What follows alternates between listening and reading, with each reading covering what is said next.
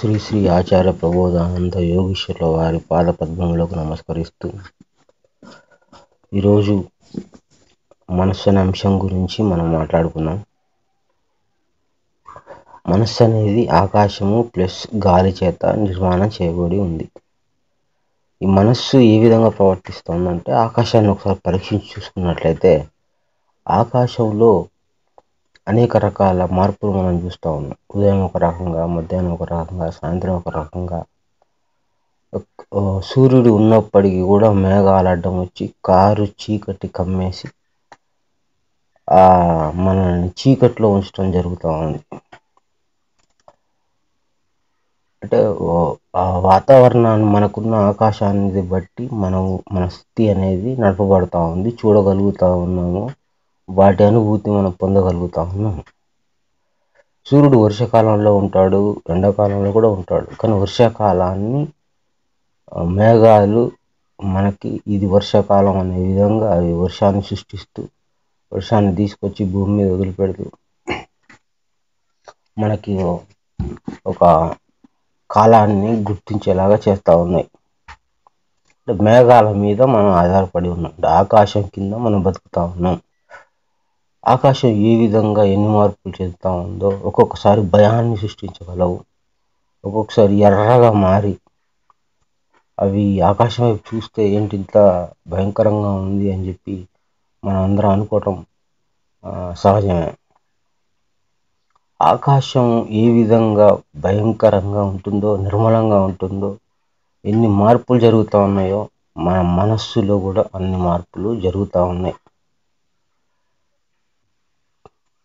అదేవిధంగా గాలి, ఎంతో ప్రశాంతంగా ఉన్నటువంటి గాలి ఒక్కొక్కసారి ఇళ్ళను సైతం, చెట్లను సైతం కింద పడేయటం జరుగుతూ ఉంది. గాలికి అంత శక్తిగా మనం అనుకోము. ఆ ప్రమాదాలు జరిగేంత వరకు కూడా ఓహో దీనికి ఇంత శక్తి ఉంది అని చెప్పి మనం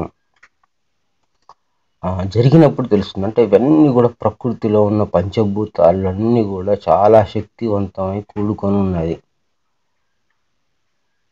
ఇంత శక్తి కలిగి ఉన్నటువంటి పంచభూతాల చేత నిర్మాణమైనటువంటి మనస్సు కూడా చాలా చాలా బలమైంది.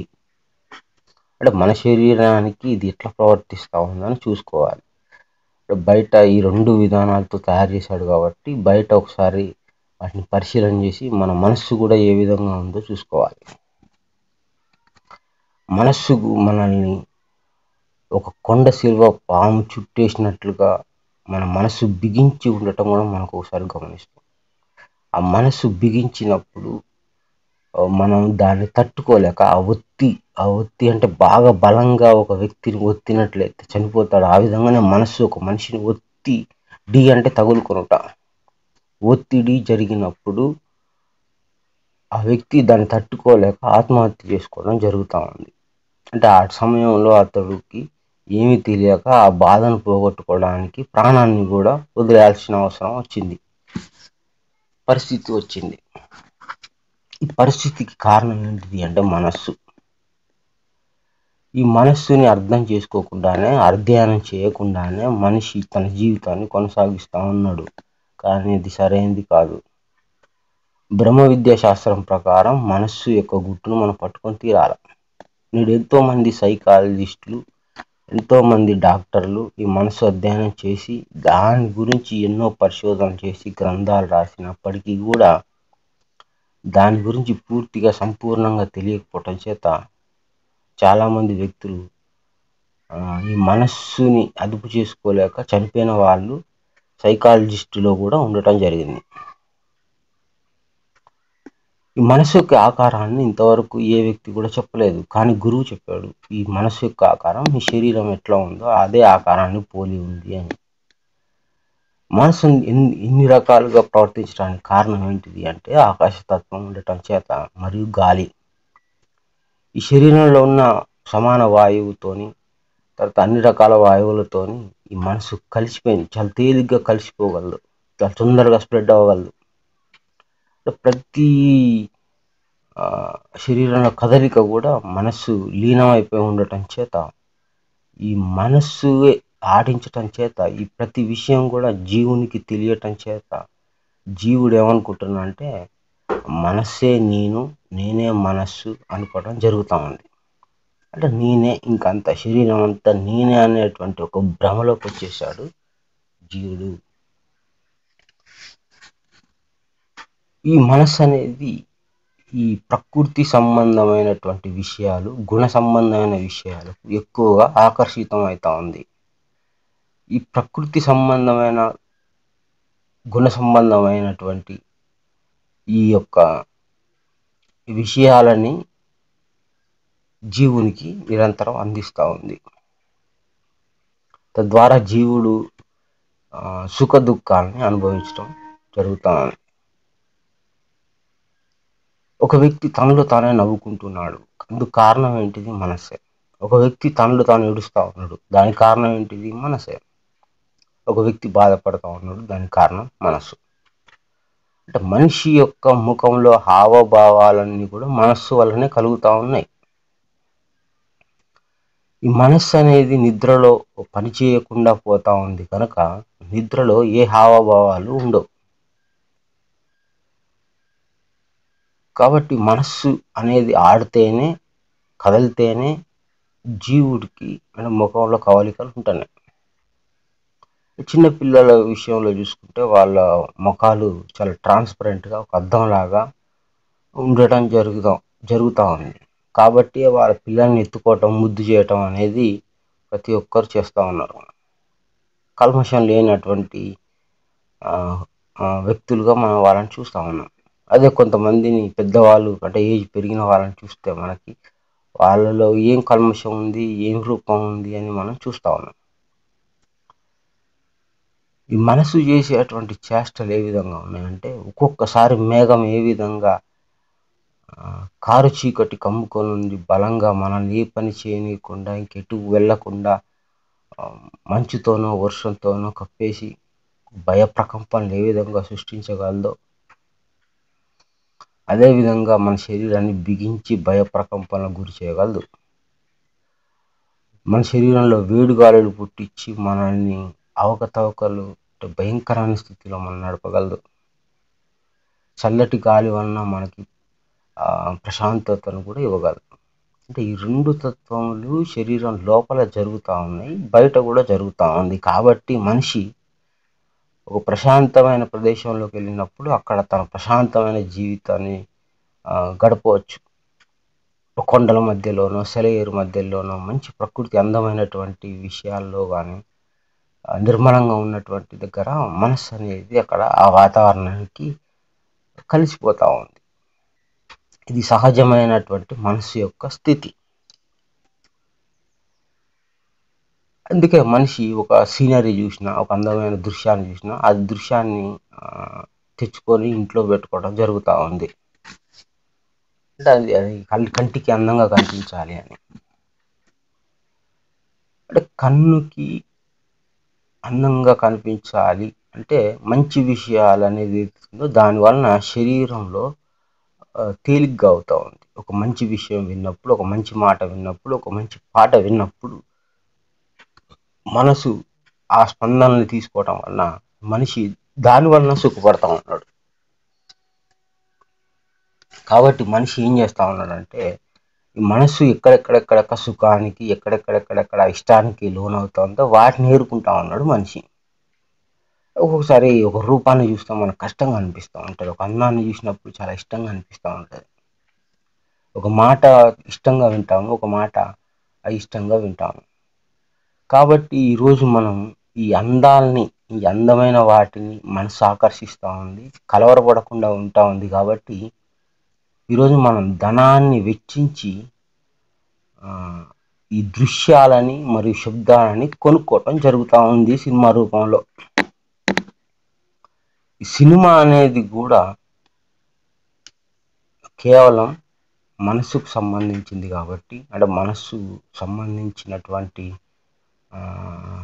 దృశ్యాలని, శబ్దాలని దర్శకులు తయారు చేసి, అంటే మనసుకు నచ్చే విధంగా అందంగా తయారు చేసి వాటిని ఈరోజు వాళ్ళు అమ్ముకోవటం జరుగుతూ ఉంది.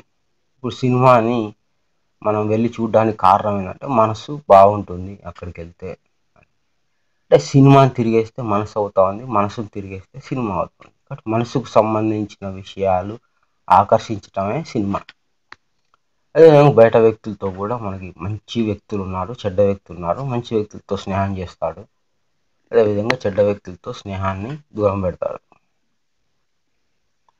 తల్లి కానీ తల్లిదండ్రులు కానీ ఇంకో మనకు నచ్చిన వాళ్ళు ఎవరైనా సరే వాళ్ళు ప్రేమను పంచుతారు కాబట్టి వాళ్ళని మనం వదులుకోము.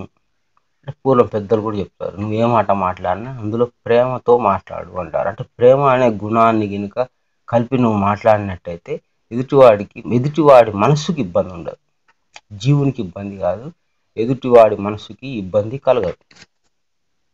ఎప్పుడైతే ఇబ్బంది కలగదో అప్పుడు వాడు అక్కడ ప్రశాంతంగా ఉండటం జరుగుతుంది, కలవరపడకుండా ఉండటం జరుగుద్ది. ఈ మనస్సుని కలవర పెట్టకుండా బతికే విధానం పూర్వం పెద్దలు చెప్పారు, దాన్ని అనుసరించి తీరాలి. వినయము ప్రేమ అనేది మనసుని కలవరపడకుండా చూసుకుంటుంది కాబట్టి వినయం ప్రేమ అనే గుణాలని ఎక్కువగా పట్టుకునే వాళ్ళు. ఈ రెండిటి వలన ఏ మనసు కలవరపడదు. అంటే అది సైన్స్ అంటే మనసు ఏ విధంగా స్పందిస్తూ ఉందో అనేది ఒక విధానం. దాన్ని గుట్టు పట్టుకొని పూర్వం పెద్దలు వినయము ప్రేమ మీరు పాటించండి అని చెప్పడం జరిగింది. అది పూర్వం పెద్దలు కూడా పాటించారు. పెద్దలు చిన్నలు మర్యాదలు ఈ వరుసలు ఇవన్నీ కూడా మనసుని కలవరపడకుండా వచ్చినటువంటివే. ఏ బంధానికి ఎంత విలువ ఇవ్వాలి, ఏ బంధం ద్వారా ఎంత ప్రేమను పొందాలి, దేని దగ్గర ఎంత మర్యాదగా నడుచుకోవాలనేది పూర్వం పెద్దలు పెట్టుకున్నటువంటి ఒక నిబంధన, ఒక నియమం. సో అది ఇప్పుడు మన భారతదేశ సాంప్రదాయంగా కూడా వచ్చింది. దానివల్ల కలవరం లేదు కాబట్టి అది పాటించితే తప్పేమీ లేదు. అంటే కలవరం లేనప్పుడు, మనసుకు కలవరం కలగనప్పుడు, ఇబ్బంది కలిగినప్పుడు ఏ దేశంలో ఏ వ్యక్తుల చేత అయినా ఏ సాంప్రదాయమైన చేత మనిషి సంతోషంగా ఉండగలడు. కానీ ఎక్కడైతే ఇబ్బంది ఉంటుందో అది మనిషిని కలవర పెడతా ఉందో దాన్ని మనం తీసేసుకునే పద్ధతి తెలుసుకోవాల్సిన అవసరం ఉంది. చెడ్డ సాంప్రదాయాలు కూడా ఉన్నాయి. మనిషి సతీ సాగమనం అనేది కూడా పెట్టారు, కానీ అది అజ్ఞానంతో కూడుకున్నదని కొంతకాలానికి జనాలు తెలుసుకోవడం జరిగింది. దాన్ని ఈరోజు మనం లేకుండా చేసుకున్నాం. అంటే మంచి చెడులు అనేవి మనసుకు సంబంధించింది. మనసు కలవరబడినప్పుడు అది చెడు, మనసు మంచిగా ఉన్నప్పుడు అది మంచి. సో ఈ విధంగా మనస్సు చేసేటువంటి చేష్టల్లో ఇరుక్కుపోయి ఉన్నాడు మనిషి. మనిషి అంటే మనస్సు ఉన్నవాడు అని అర్థం. కాబట్టి మనసున్నవాడు మనిషి అంటం జరుగుతూ ఉంది. కానీ దేవుడు మనకు పెట్టిన పేరు జీవుడు అని, దేవుడు మనకు పెట్టిన పేరు కుమారుడు అని, దేవుడు మనకు పెట్టిన పేరు క్షరుడు అని చెప్పి భగవద్గీత, బైబిల్, ఖురాన్ ఆధారంగా చెప్తున్నాం. ఈ మనస్సు వలన ఈ కుమారుడు అనేవాడు సుఖపడతా ఉన్నాడు. మనస్సు అనే వలన ఈ కుమారుడు, ఈ క్షరుడు, ఈ జీవుడు సుఖ దుఃఖాలు మనసు ద్వారా అనుభవిస్తూ ఉన్నాడు. మనసు పని చేయనప్పుడు ఏ సుఖ దుఃఖాలు ఉండవు నిద్రలో. కాబట్టి మనసు ప్రధానమైంది. జీవునికి మనసుకి ఉన్నటువంటి సంబంధం వలనే ఈరోజు జీవుడు సుఖ దుఃఖాలు అనుభవిస్తూ ఉన్నాడు. సుఖ దుఃఖాల కారణం మనసుకి జీవునికి ఉన్న సంబంధం వలనే జరుగుతూ ఉంది. మనస్సుకి జీవునికి మధ్యలో ఒక బుద్ధి అనేది ఒకటి ఉంది. అంటే ఇది ఎందుకు అంటే దీన్ని ఉపయోగించాలని చెప్పి దేవుని గ్రంథం చెప్తా ఉంది. మనస్సునే పట్టుకొని తిరుగులాడుచున్న వ్యక్తిని దేవుడు కూడా దూషించడం అంటే తిట్టడం జరిగింది, గద్దించడం జరిగింది. పూర్వం పెద్దలు కూడా గద్దించారు, ఏంట్రా బుద్ధి జ్ఞానం లేదా అని చెప్పి పూర్వం కూడా చెప్పారు. కానీ మనస్సు మంచి మనసు, లేత మనసు, పాత మనసు అని ఈరోజు సినిమాలు తీసి మనస్సుకి చాలా గొప్ప విలువ ఇవ్వటం జరుగుతూ ఉంది. మనస్సుకు అంత విలువ ఇవ్వకూడదు అనేది శాస్త్రం చెప్తా ఉంది.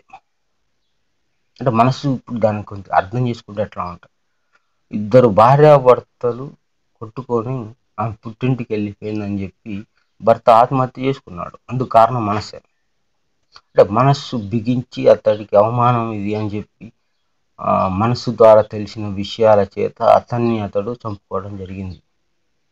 ఒక మనస్సు ఎక్కడ నొప్పించగలుగుతా ఉందో అక్కడ తెలియనటువంటి నేరము ఘోరము జరుగుతూ ఉంది.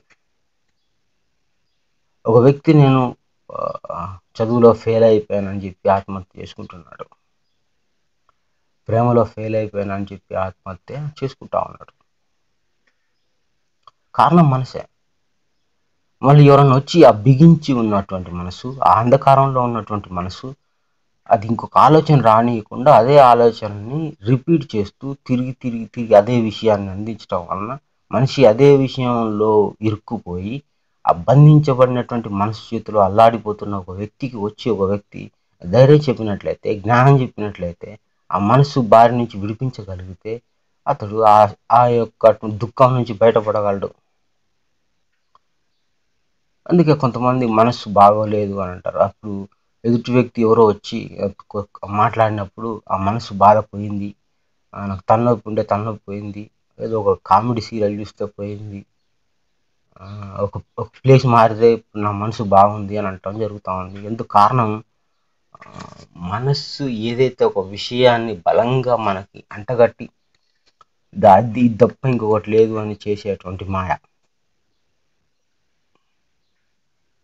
మనస్సు రాయిలాగా మారిపోగలదు, మనసు దూదిలాగా కూడా మారిపోగలదు. కాబట్టి మనస్సు యొక్క చేష్టల చేతనే జీవుడు వాని శరీరం నడపటం జరుగుతూ ఉంది. ఉదాహరణకి బుద్ధికి మనస్సుకు వ్యత్యాసం చూద్దాం. బుద్ధి మనసు ఎందుకు మాట్లాడుకోవాలంటే, మనస్సు కంటే బుద్ధి బలమైంది అని భగవద్గీతలో దేవుడు చెప్పటం జరిగింది. మనసు ఏ విధంగా గొప్పది, బుద్ధి ఏ విధంగా గొప్పది. ఒక వ్యక్తి ఒక దేవుడిని ఊరేగిస్తూ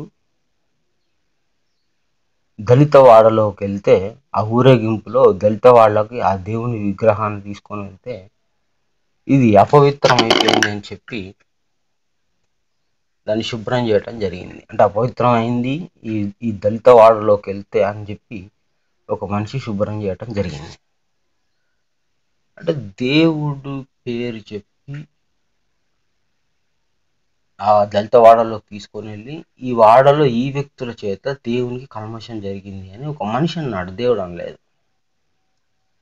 కాబట్టి ఆ విగ్రహాన్ని శుభ్రం చేశారు. ఇక్కడ బుద్ధిని ఉపయోగించి చూస్తే, అంటే మనసు ఆ విధంగా చేసింది, వాళ్ళని ఆడిచ్చింది, వాళ్ళు ఆ విధంగా ప్రవర్తించారు, తప్పేం లేదు. మనసు తప్పు కూడా కాదు, వాళ్ళు మనసుని నమ్ముకున్న వాళ్ళు కాబట్టి. అదే బుద్ధిని ఉపయోగిస్తే ఒక రాయిని తొలచి వాడు మనిషి, ఒక రాయిని తొలిచిన వాడు మనిషి, దాన్ని విగ్రహంగా చేసిన వాడు మనిషి, దానికి ఒక పేరు పెట్టిన వాడు మనిషి, దాన్ని అలంకరించిన వాడు మనిషి, దానికి దేవుడిని పేరు పెట్టినవాడు మనిషి, దానికి అన్ని రంగులు హంగులు పెట్టినవాడు మనిషి, ఈ దేవుణ్ణి ఇప్పుడు ఈ సమయంలో ఊరేగించాలనుకున్నవాడు మనిషి, అది మనుషులలో ఊరేగించిన వాడు తిప్పినవాడు మనిషి, ఇది ఇక్కడ అపవిత్రం అయిపోయిందని అనుకున్నవాడు మనిషి, ఇక్కడ దీన్ని శుభ్రం చేయాలనుకున్నవాడు మనిషి.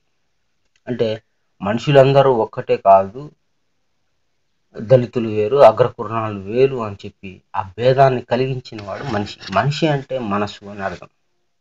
మనసు మాయలో పడి మనిషి ఏం చేస్తా ఉన్నాడంటే, ఒక రాయి అపవిత్రం అయిపోయిందని ఒక మానసిక రోగిగా తయారైపోయాడు, అంటే మనస్సు ఆడించేవాడిగా మారిపోయాడు. మనసు చేత తయారు చేయబడిందే మనిషి చేత అపవిత్రం అయిపోయింది అని చెప్పే అంత మానసిక రోగి అయిపోయాడు. తనని తాను కూడా ఈ రోగం తనలో ఉందని కూడా తెలియని పరిస్థితుల్లో ఈరోజు మన దేశం ఉండటం జరిగింది. ఈరోజు బ్రాహ్మణులు, క్షత్రియులు అంటూ ఇంకొక గొప్పోడు అంటూ వాడి కాళ్ళకి దండం పెడతా ఉన్నారు సిగ్గు లేకుండా. ఈరోజు బుద్ధిని ఉపయోగించి ఎన్నో వస్తువులు మనం కనుగొన్నాం. ఎంతోమంది బుద్ధిని ఉపయోగించి కష్టాలు పడి ఎన్నో రకాలైనటువంటి వినియోగ వస్తువులు కనిపెట్టారు. వినియోగ వస్తువులు ఏదైతే ఉన్నాయో ఈరోజు వాటిని ఉపయోగిస్తూ మనం జీవన విధానాన్ని గడుపుతున్నాం. కానీ ఏ బ్రాహ్మణుడి చేత కానీ, ఏ అయ్యగారి చేత కానీ, ఏ పాస్టర్ చేత కానీ ఈరోజు మనము సుఖపడట్లేదు. ఈరోజు ఫ్యాన్ తయారు చేసిన వ్యక్తి వలన మనం సుఖపడతా ఉన్నాము. స్కూటర్ తయారు చేసిన వ్యక్తి వలన మనం సుఖపడతా ఉన్నాము. టీవీ తయారు చేసిన వ్యక్తి వలన మనం సుఖపడతా ఉన్నాము. ఫ్రిడ్జ్, కూలరు, ఈ విధంగా అన్ని వినియోగ వస్తువులు, రైలు బండి, బస్సు, ఏదైతేనేమో టెక్నాలజీ వలన జీవుడు సుఖపడతా ఉన్నాడు, మనిషి సుఖపడతా ఉన్నాడు, ఆనందంగా ఉంటా ఉన్నాడు. కానీ ఏ ఒక్క బ్రాహ్మణుడు వలన, అయ్యగారు వలన, పాస్టర్ వలన కాదు. ఇదంతా ఒక ఫేక్. ఇదంతా ఒక మాయలో చిక్కుకొని ఒక మనిషి కాళ్ళకి దండం పెట్టడం జరుగుతూ ఉంది. ఒక మనిషిని గౌరవించడం జరుగుతూ ఉంది మతం పేరుతో. మనిషి బుద్ధి వలననే మనిషి వస్తువులు కనిపెట్టుకొని సుఖాన్ని అనుభవిస్తూ ఉన్నాడు. కానీ వీళ్ళ వల్ల కాదు. ఎంతో అందమైన ఇల్లు కట్టిన వాళ్ళు వాళ్ళ బుద్ధి నుంచి, వాళ్ళ పని చేతి నుంచి జరిగింది. కానీ దాని గృహప్రవేశానికి మాత్రం ఎవడో ఒక అయ్యగారిని తీసుకొచ్చి గృహప్రవేశం చేపిస్తారు, ఒక పాస్టర్ని తీసుకొచ్చి గృహప్రవేశం చేపిస్తారు. వాడికి ఆ ఇంటికి ఏ సంబంధం ఉండదు.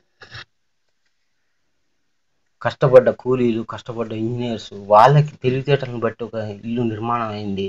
ఆ ఇంట్లోకి ఏ డిస్టర్బెన్స్ రాకుండా అయ్యగారులు, పూజారులు అని ఒక మాయని సృష్టించుకొని మనం ఈరోజు వాళ్ళకి అనవసరంగా పోషిస్తూ వాళ్ళని నెత్తి మీద పెట్టుకోవడం జరుగుతూ ఉంది. ఇదంతా మనసు ఆడించే ఆట. ఈ విగ్రహాల గోల కూడా అదే, ఈ దేవుళ్ళ గోల కూడా అదే, ఈ మతాల గోల కూడా అదే. మనస్సు చేత పీడించబడుతున్న మానసిక రోగులు వీళ్ళందరి మధ్యలో జీవిస్తూ మనం నరకయాతన పడతా ఉన్నాం. ఒక సైంటిఫిక్ సొసైటీని నిర్మించుకోలేక మన జీవితాన్ని మనమే నరకయాతన చేసుకుంటా ఉన్నాం. మనస్సు చేసే చేష్టల చేత. మనస్సు చేసినటువంటి ఇంకొక చేష్టలు వినండి. ఒక వ్యక్తిని ఇంకొక వ్యక్తి కులం పేరుతో దూషించడం జరిగింది. ఆ వ్యక్తిని ఇంకొక వ్యక్తి అంటున్నాడు, జాతి తక్కువ నా కొడక అని చెప్పి తిట్టడం జరిగింది.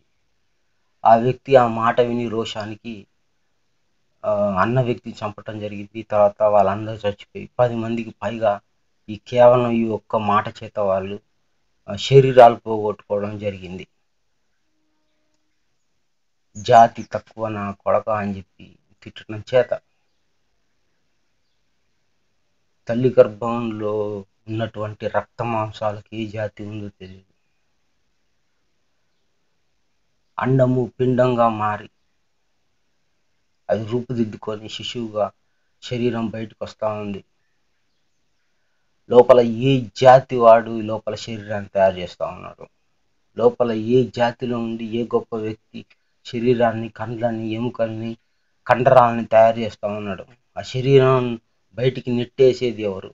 ఆ శరీరం బయటకు వచ్చినాక శ్వాస పీల్చేది ఎవరు? ఆ శరీరాన్ని ఎదిగించేది ఎవరు? ఆ శరీరాన్ని పోషించేది ఎవరు? ఏ జాతి వాడు దాన్ని పోషిస్తూ ఉన్నాడు?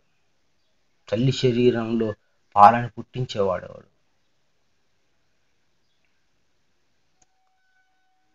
మనిషి శరీరంలో గుండెని తయారు చేసిన వాడు ఏ జాతి వాడు? గొప్ప అని అనుకున్నవాడు ఎవడు కూడా శరీరాన్ని తయారు చేయలేదు.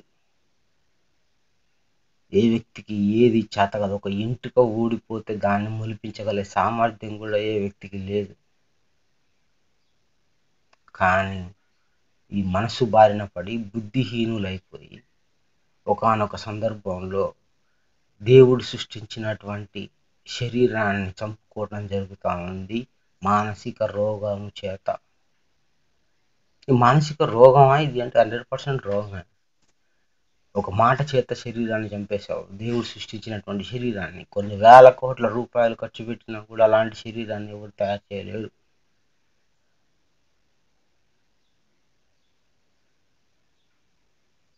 అన్నం లేకపోతే బతకగలం, అన్నం లేకపోతే బతకలేము, తల్లిదండ్రులు లేకపోతే బతకలేము, తోడు లేకపోతే బతకలేము, నీడ లేకపోతే బతకలేము, ధనం లేకపోతే బతకలేము, కులం లేకపోయినా మతం లేకపోయినా బతకగలం.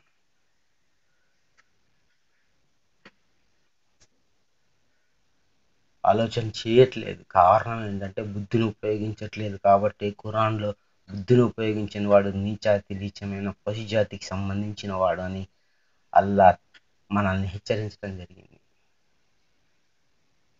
బుద్ధిని ఉపయోగించని వాడు నీచాతి నీచమైన పశుజాతికి సంబంధించిన వాడు అని చెప్పి తిట్టాడు. ఖురాన్ చదివిన వ్యక్తులు ఎవరైనా సరే సిగ్గుతో ఈ మాటని జ్ఞాపకం పెట్టుకోవాలి. ఎందుకంటే అల్లా పేరు చెప్పి ఉగ్రవాదులుగా తీవ్రవాదులుగా మారి ఇంకొక వ్యక్తిని చంపుతా ఉన్నారు అని అంటే వాక్యం వాళ్ళ తల్లో లేదు. అల్లా హెచ్చరిక గుర్తు లేనటువంటి వ్యక్తులు చేస్తున్న విధ్వంసకాండ అనేది చూస్తూ ఉన్నాం. ఒక తీవ్రవాది తన తీవ్రవాద మనసుతోని ఎంతో మందిని ఆకర్షించడం జరుగుతూ ఉంది. దానివల్ల ఎంతో మంది తీవ్రవాదం తయారు చేసి ఈరోజు మతం పేరుతో ఇంకొక వ్యక్తిని చంపటం జరుగుతూ ఉంది. వాడు మానసిక రోగి, వీడు మానసిక రోగులు తయారు చేస్తూ ఉన్నాడు. ఒక మానసిక రోగి ఇంకొక మానసిక రోగిని తయారు చేస్తూ ఉన్నాడు. పిచ్చి వట్టి వ్యవస్థ తిరుగుతూ ఉంది. కారణం మనసు ప్రతి ఒక్కడికి తేలికైన మనసు కావాలని ప్రయత్నం చేస్తూ ఉన్నా ఒకడిని ఒకడు ఒత్తిడి చేసుకుంటా ఉన్నాడు. మానసిక ఒత్తిళ్ళు, మానసిక దాడులు అతి భయంకరంగా నేడు ఒకరినొకరు దూషించుకోవటం జరుగుతూ ఉంది. ఎక్కడ ఉంది ప్రేమ? ఎక్కడ ఉంది కలవరపడకుండా, మనసుని కలవరపడకుండా నడుచుకునే విధానం?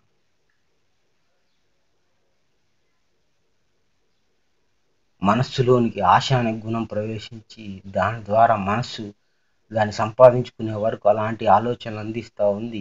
దానివల్ల అతడు పీడించబడతా ఉన్నాడు. మనస్సులోనికి మోహం అనేది వచ్చేసి మోహం చేత మనసు అందించే విషయాల చేత మనిషి పీడింపబడతా ఉన్నాడు. ఈ మనస్సులోనికి ప్రవేశించాల్సింది ఒక ప్రేమ లేదా వినయం. అంటే వినయం అంటే కంటి దృశ్యానికి సంబంధించింది. మనిషి యొక్క ప్రవర్తన ఈ మనసు కంటి ద్వారా స్వీకరిస్తూ ఉంది కాబట్టి కంటికి కనిపించేది వినయంగా ఉన్నట్లయితే మనసు కలవరపడదు. అది గాంభీర్యంగాను, భయంకరంగాను, అశుభ్రంగాను ఉన్న వ్యక్తులను చూస్తే మనసు స్వీకరించదు. ఈ లోకంలో ప్రతి ఒక్కడు ప్రేమకి లొంగిపోయి తీరాల్సిందే. ఎంత చెడ్డవాడైనా సరే తన పిల్లల చేత, భార్య చేత ప్రేమింపబడాలని కోరుకుంటాడు, కానీ ద్వేషించబడాలని కోరుకోడు. కాబట్టి ప్రతి ఒక్కడికి కావాల్సింది ప్రేమ, వినయం. తను ఎదిరించే భార్యతో ఎవడు సంసారం చేయలేడు, బతకలేడు. ఎదిరించే పిల్లలతో కూడా బతకలేడు. కాబట్టి ఒత్తిడి లేకుండా జీవించాలనే ప్రతి జీవుడు కోరుకుంటూ ఉంటాడు. కానీ మనస్సు యొక్క గుట్టు తెలియకుండానే జీవన విధానం కొనసాగుతూ ఉంది. చనిపోతూ ఉన్నారు, మళ్ళీ పుడతా ఉన్నారు. పుట్టలోని చెదలు పుట్టదా గిట్టదా అని చెప్పినట్లుగా మనిషి మనసు బారిన పడి జీవితాన్ని ముగిస్తూ ఉన్నాడు. బుద్ధి ఏ విధంగా పనిచేస్తూ ఉంది అంటే ఏ వ్యక్తినైనా దూషించేటప్పుడు సత్యం ఏంటిది, ప్రామాణికం ఏంటిది, శాస్త్రం ఏంటిది అనేది చూసుకోవాలి. మనం ఒక ప్రయాణానికి రైల్వే స్టేషన్కి వెళ్ళాము. 9 గంటలకు ట్రైన్ అయితే 9 గంటలకు వెళ్ళి కూర్చున్నాం. మనం కరెక్ట్గా ఉన్నాం. కానీ ట్రైన్ రాలేదు, 10 అయింది వచ్చేసరికి. ఈ గంట సేపు ట్రైన్ని దూషించే వాళ్ళు ఎంతోమంది ఉన్నారు. నీ వరకు నువ్వు చూసుకోవాలి. సిస్టమ్ అనేది దాని ప్రకారం అది జరుగుతూ ఉంది. సిస్టాన్ని కూడా దూషించే స్థితికి వచ్చాడు మనిషి. మనసుని దూషిస్తూ ఉన్నావు అంటే నువ్వు సిస్టాన్ని దూషించినట్లు లెక్క, వ్యవస్థను దూషించినట్లు లెక్క. కానీ వ్యవస్థ మీద ఆధారపడి బతుకుతా ఉన్నాము. శరీర యంత్రాంగ నిర్మాణ వ్యవస్థ మీద మనం ఆధారపడి బతుకుతా ఉన్నాం. కాబట్టి మనసుని దూషించనక్కర్లేదు. మనసు ఎలా ప్రవర్తిస్తూ ఉందో తెలుసుకొని దాన్ని అదుపు చేసేటువంటి బుద్ధి వైపుకి మనం వెళ్ళాల్సిన అవసరం ఉంది. బుద్ధి ఏ విధంగా పనిచేస్తూ ఉంది అంటే మనస్సు కంటే చాలా బలమైంది. అది కూడా ఆకాశతత్వంతో కూడుకొని ఉంది. కాబట్టి మనసు గుట్టు కూడా దానికి తెలుసు. అది అగ్నితత్వమే ఉంది. మనసు యొక్క ఆలోచనని ఖండించనుగలదు. అంటే చాలా చురుగ్గా పనిచేయగలదు. వేగవంతమైనటువంటి మనస్సును కూడా అదుపు చేయగలిగే సామర్థ్యం ఆకాశం ప్లస్ అగ్ని చేత తయారు చేయబడిన బుద్ధికి ఉంది. కాబట్టి బుద్ధి బలమైంది అని చెప్పడం జరిగింది. అంటే మనసు ఆలోచనను కాల్చివేయగలదు. మనస్సు అనేది ఒక మంచు పర్వతం, ఒక మంచు స్థితి అయితే అగ్ని చేత కూడా అది కరిగించబడతా ఉంది. కాబట్టి ఎంత పెద్ద భయంకరమైన ఇరుకు ఆలోచనలైనా సరే ఈ బుద్ధి వాటిని విడదీయటం వలన అంటే పగలగొడతా ఉంది ఆలోచన.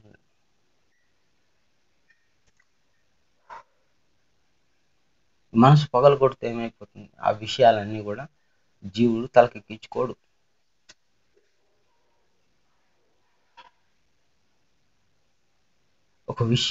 ఒకే విషయాన్ని చాలా బలంగా మనసు చూపించగలదు, ఇరుకుగా చూపించగలదు, గట్టిగా చూపించగలదు, బలంగా చూపించగలదు.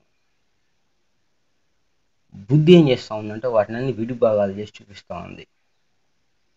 విడిభాగాలు చేసినప్పుడు అనేక దారులు, అనేకమైనటువంటి ఆ ముడి అనేది, ఆ ఇరుకు అనేది తేలిగ్గా అయిపోతుంది, వదులుగా అయిపోతూ ఉంది.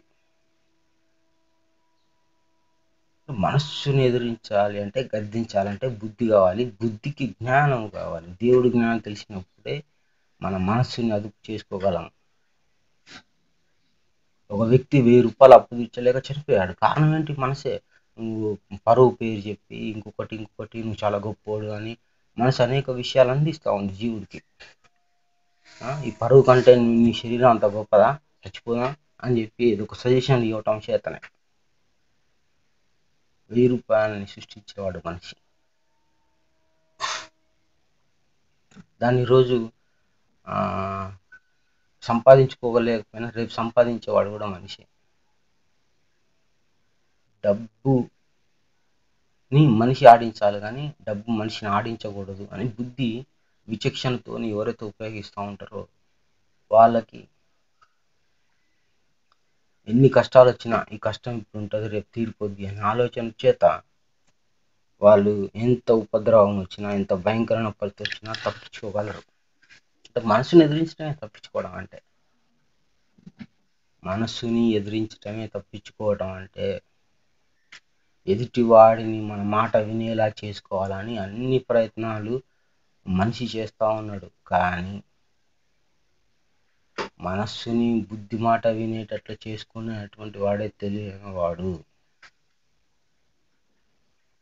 ఏ మాటలకు మనసు ఆకర్షితం అవుతా ఉంది, ఏ మాటల చేత మనసు మోసం చేస్తూ ఉంది అని తెలుసుకొని మనస్సుని గద్దించి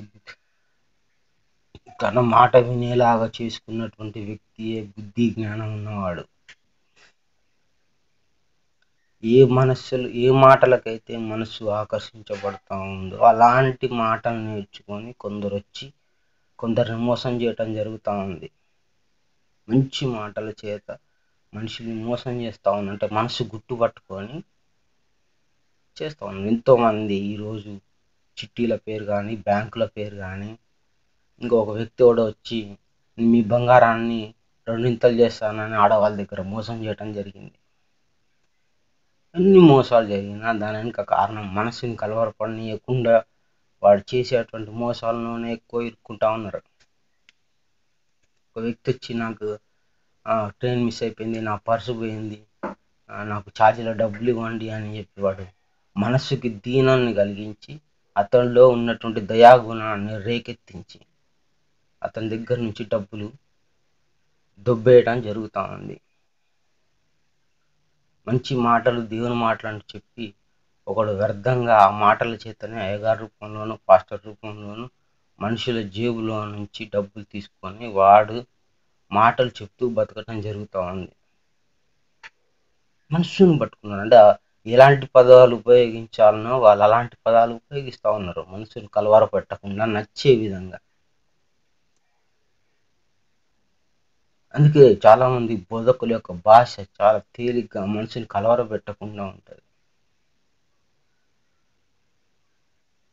వాళ్ళ పదాలు అలాంటి ఏరుకొని మరి వాళ్ళు తయారు చేసుకోవడం జరుగుతూ ఉంది. ఆ పాస్టర్ బాగా చెప్తాడు, గారు బాగా చెప్తాడు, ఇతని కంటే అతను చాలా మంచివాడు అంటే నీ మనసును ఆకర్షించేటువంటి తెలివితేటలు ఉన్న వాడికి నువ్వే మార్కులు వేసి నువ్వే వానికి సలాం చేస్తా ఉన్నావు. నీ సొమ్ములో, నీ కష్టపడ్డ సొమ్ములో నుంచి కొంత భాగం వాడికి వెళ్ళిపోవడం జరుగుతూ ఉంది. నిన్ను వాడు మాయ మాటల చేత వాడు చాలా తేలిగ్గా వాడి జీవన విధానాన్ని కొనసాగిస్తూ ఉన్నాడు. నీ కష్టంలో వాడు పాలు పంచుకొని ఉన్నాడు.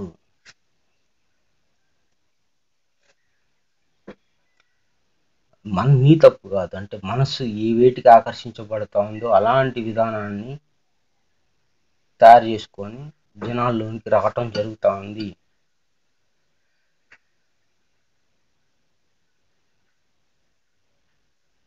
సత్యము అంటే ఏంటిది? సత్యము అంటే ఒక శిష్టాన్ని అర్థం చేసుకోకపోవటం అనేది అజ్ఞానము. అర్థం చేసుకుంటే సత్యం అవుతా ఉంది. అంటే ఉన్న విషయాన్ని ఉన్నట్లుగా అర్థం చేసుకుంటే అది సత్యం. ఎవడు జాతికి పుట్టలేదు కాబట్టి మనిషికి పుట్టాడు కాబట్టి అది సత్యం. ఫలానా జాతి నాది అనుకున్నప్పుడు అది అసత్యం అవుతా ఉంది.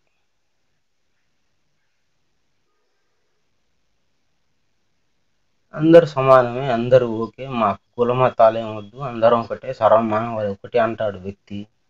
కానీ రేపు ప్రభుత్వం ఫలానా దళితులకి ₹1,00,000 ఇస్తా ఉన్నామంటే నేను దళితుడిని, నేను తక్కువ జాతి వాడిని అని జనాలు ఎగేసుకుంటూ పోవటం జరుగుతూ ఉంది. అని నిలబడలేరు. కారణం ఏంటిదంటే ఆశ. మనసులో ఆశ ప్రేరేపించి మనసు ఉండనియదు మనల్ని. ఏ విధంగా అయినా మోసం చేయగలదు.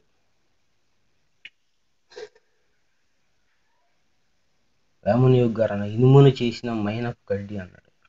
అది ఇనుముతో చేసినంట మైనపు గడ్డి అంట. అది మెత్తగా ఉంటుంది, గట్టిగా ఉంటుంది, దాన్ని ఎట్లా పట్టుకోలేము అని చెప్పి. కూర్చుండి మేసిన కుందనపు గడ్డి అన్నాడు. అంటే కుందనపు గడ్డి ఒక దగ్గర ఇట్లా పీకంగానే ఇంకొక దగ్గర కూడా దానికి మొదలు ఉంటుంది, మళ్ళీ పీకంగానే ఇంకొక మొదలు ఉంటుంది.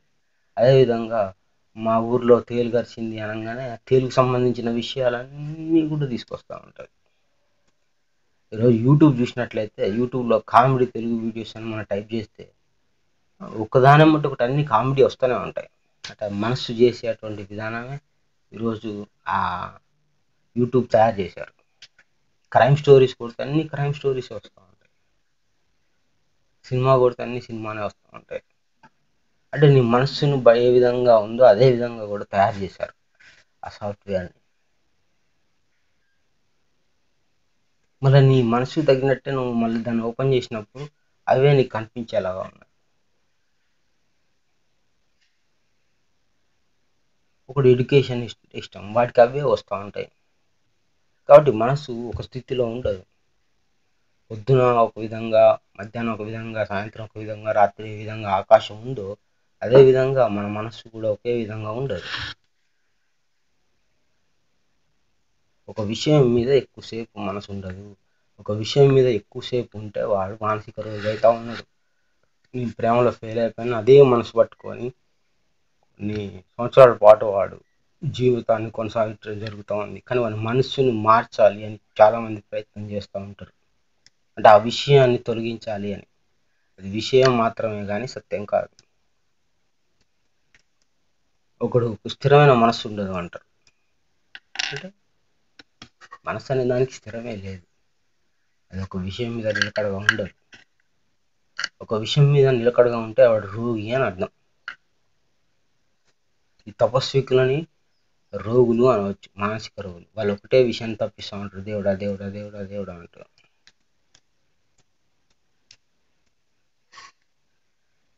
బుద్ధి ఏం చెప్తా ఉంది అంటే శిష్టాన్ని ఎట్లా అర్థం చేసుకోవాలి.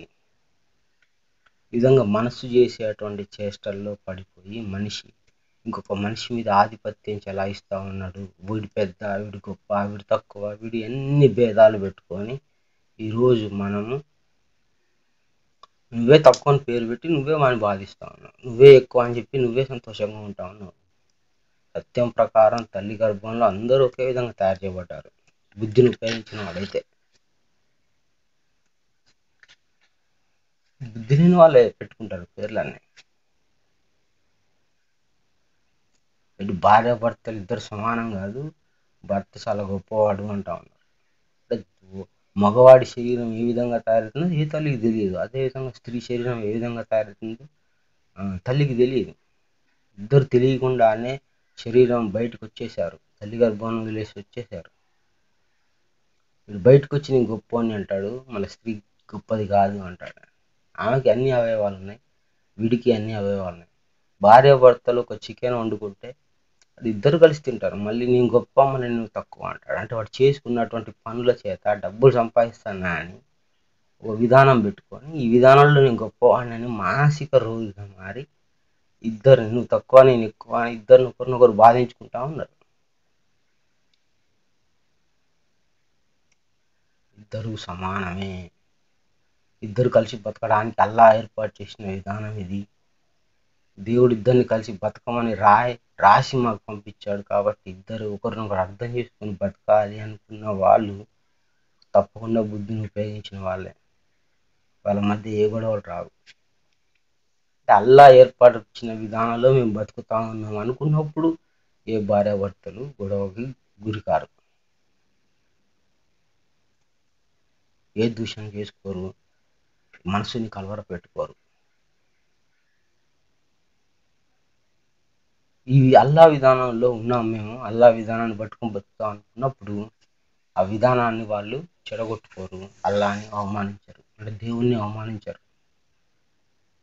ఏ బంధం అయినా సరే ఇది దేవుని విధానంలో ఏర్పాటు చేయబడి నాకు ఇవ్వబడింది కనుక నేను దీన్ని గౌరవించాలి, నేను దీన్ని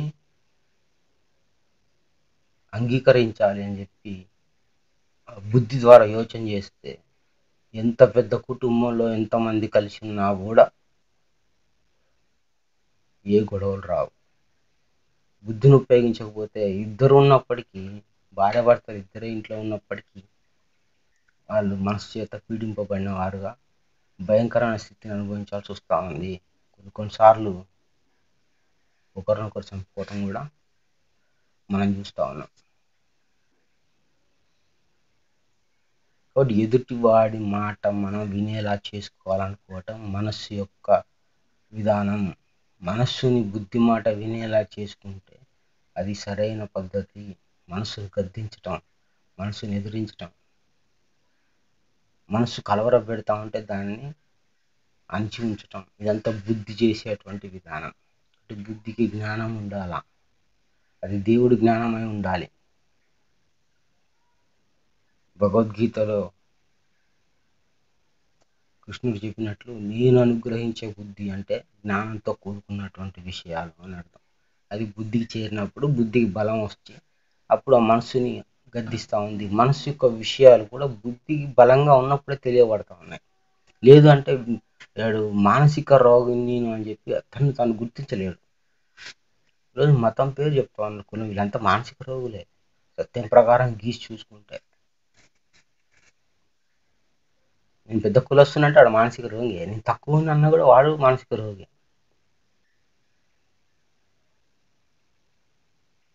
సంతోషంగా ఉండటానికి కావాల్సింది బుద్ధి. ఈ బుద్ధి లేని వాళ్ళు సంతోషంగా ఉండలేరు.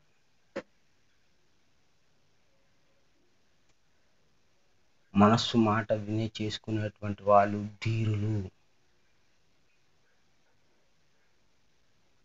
వాళ్ళు చాలా గొప్పవాళ్ళు. కానీ ఆ గొప్పతనం తేలిక రాదు. దేవుడి జ్ఞానం భగవద్గీత చదివితే వస్తూ ఉంది, అంతేగాని ఇంకో ఏ విధంగా రాదు. వెళ్ళి చర్చికి వెళ్తే రాదు, తిరుపతి టెంపుల్కి వెళ్తే రాదు. ఈ లోక చదువులు కూడా నీకు మనసుకు సంబంధించిన విషయాలను తెలియజేయదు.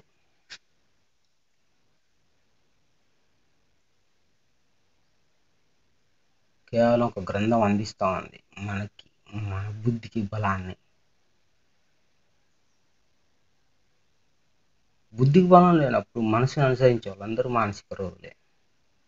అంటే ప్రపంచం అంతా మానసిక రోగులేనా అంటే దేవుడి లెక్క ప్రకారం బుద్ధిని ఉపయోగించని వాడు నీచాతి నీచమైన పశుజాతికి చెందినవాడు అని చెప్పి ఖురాన్లోనే చెప్పడం జరిగింది. బైబిల్లో కూడా నువ్వు వెండిని వెతికినట్లు, నువ్వు బంగారాన్ని వెతికినట్లు, నువ్వు ఇది దేనికైతే కష్టపడాలనో అది నువ్వు బుద్ధిని సంపాదించుకో, నువ్వు దైవ జ్ఞానాన్ని సంపాదించుకో, జ్ఞానం కోసమే వెతుకున్నాడు. జ్ఞానం బుద్ధికే కాబట్టి బైబిల్లో కూడా అదే చెప్పారు.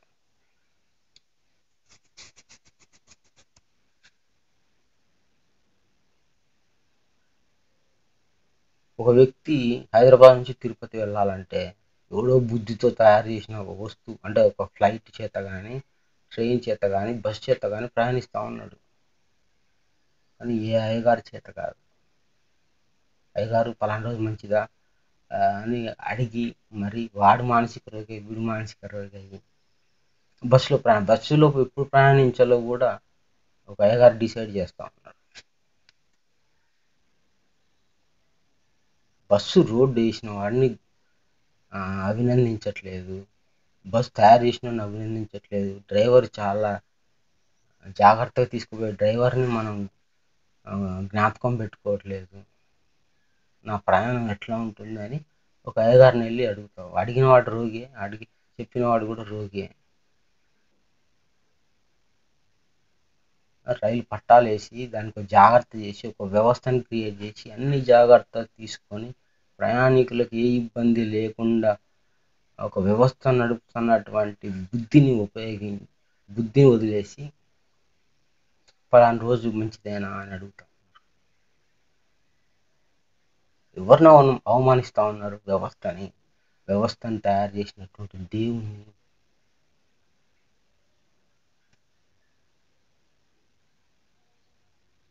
కాబట్టి బుద్ధికి జ్ఞానం కలిగితే దేవుడు ఎవరో తెలుస్తుంది. అంటే బుద్ధి కంటే బలమైన వాడు ఆత్మ అని భగవద్గీతలో కృష్ణుడు చెప్పడం జరిగింది. మనస్సును ఎదిరించాలంటే బుద్ధి కావాలి. బుద్ధిని కూడా బుద్ధి కంటే కూడా బలమైన వాడు ఆత్మ కనుక ఆత్మని ఏ విధంగా చేరాలన్నా కూడా బుద్ధి మనకి ఒక దారిని ఏర్పాటు చేసి చెప్తా ఉంటుంది. కాబట్టి ఆత్మజ్ఞానానికి కూడా బుద్ధి చాలా అవసరం. మనసుని ఎదిరించాలంటే బుద్ధి అవసరం, ఆత్మజ్ఞానం తెలుసుకోవాలంటే బుద్ధి అవసరం. కాబట్టి బుద్ధి ప్రధానమైంది. కాబట్టి జీవునికి బుద్ధిని ఆధారం చేసుకొనే బతకాలి, మనసుని ఆధారం చేసుకొని బతకూడదు. మనసు మాయలో పడి నరకానికి గురి కావద్దు, ఒత్తిడికి గురి కావద్దు. ఇంకా మనసు గురించి మాట్లాడాలనిపిస్తూ ఉంటుంది, ఎందుకంటే అది సముద్రం లాంటిది. ఎన్ని సినిమాలు చూసినా ఇంకా చూడాలనిపిస్తూ ఉంటుంది, ఎన్ని విషయాలు విన్నా ఇంకా వినాలనిపిస్తూ ఉంటుంది. దీనికి మొదలు చివరం అంటూ ఏది ఉండదు. ఒక బంతిని తీసుకొని గుండ్రంగా ఆకారంగా ఉన్న ఒక బంతిని ఇది మొదలు ఇది చివరు అని ఏ విధంగా చెప్పలేము. మనసు విషయాల్లో పడితే చెప్పుకుంటూ పోతూనే ఉంటాం ఉదాహరణలతో సహా. బుద్ధికి తల ఉంది, తోక ఉంది, దాన్ని ఒక విషయం చెప్పి దాన్ని అక్కడి వరకు ముగించవచ్చు. కానీ మనసు గురించి చెప్పుకుంటూ పోతూనే ఉంటాం. అందుకే ఈ మనసుకు సంబంధించి ఆకర్షించే విధంగా నేడు దైవబోధ ఉన్నది. దేవుడి విషయాలన్నీ కూడా మనసుకు సంబంధించి చెప్తా ఉన్నారు, మనసుని ఆకర్షించే విధంగా చెప్తా ఉన్నారు. కానీ భగవద్గీత, బైబిలు, ఖురాన్లో సత్య విషయాలన్నీ బుద్ధిని ఆకర్షించే విధంగా ఉంటాయి. బుద్ధినికి చేరాలి ఒక వాక్యము అంటే బుద్ధి ఆ విషయాన్ని విశదీకరించి విడదీసి చాలా సమయం తీసుకుంటుంది. దానికి కొంతమందికి తలనొప్పి కూడా వస్తూ ఉంది. ఇవన్నీ చేదు విషయాలు సత్యములు అంటే అని బుద్ధి దాకా కూడా ఒక విషయాన్ని తీసుకుపోకుండా మనసు దగ్గర నాకు అక్కడక్కడే తిరుగుతూ ఉన్నారు. కాబట్టి మనసుకు నచ్చే విషయాలన్నీ తేనె విషయాలు. తేనె ఎంత తీయగా ఉంటుందో అంత తీయగా మనసుకు నచ్చే విధంగా తయారు చేసుకున్న విషయాల్ని నేడు అబద్ధ ప్రవక్తలు, బోధకులు, అయ్యగారులు అనేక విషయాలు చెప్తా ఉన్నారు. అంటే బుద్ధికి ఏ విషయం చేరుతుందో అది కొంత చేదుగానే చేరుతా ఉంది, చేదుగా ఉంది. కాబట్టి సత్యములు చేదు, సత్యములు కొంత కఠినమైనవి. నేడు ఎవడు నిర్మలంగా మనసు ఉన్నది, అందరూ కలవరపడే మనసే. శాంతంగా ఉంచుకోవటం చేత కావట్లేదు. కారణం ఏంటిది? బుద్ధి లేకపోవడం.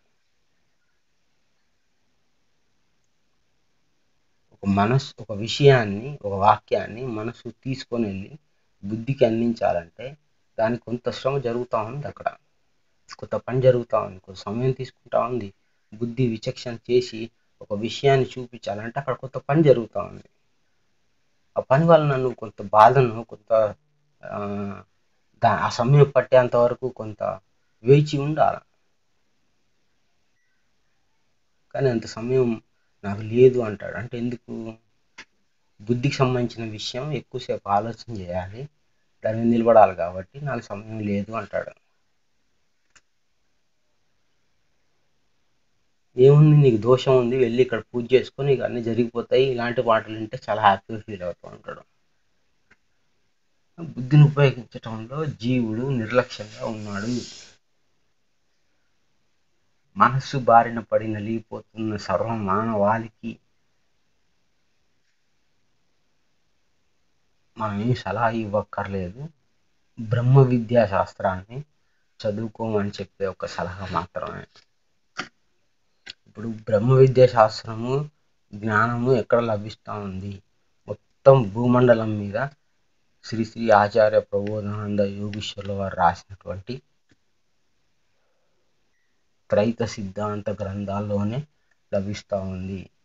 అందులో అనేకమైన ప్రశ్నలు, అనేకమైన జవాబులు, మన తలలో పుట్టినా పుట్టనటువంటి అనేక ప్రశ్నలు గురువే సంధించి, గురువే చెప్పి, వాటన్నిటికి సమాధానం చెప్పి, మన మనస్సుని ఎదిరించేటువంటి శక్తి సామర్థ్యాలు గురువే ఇచ్చాడు కొంతమందికి. ఇవి సంపాదించుకునే వాళ్ళు అక్కడి నుంచే సంపాదించుకోవాలి, ఇంకెక్కడి నుంచి సంపాదించుకోవాల్సిన దారి లేదు. అడ్రస్ మాత్రం చెప్తా ఉన్నాం, త్రైత సిద్ధాంత గ్రంథాలు చదవండి.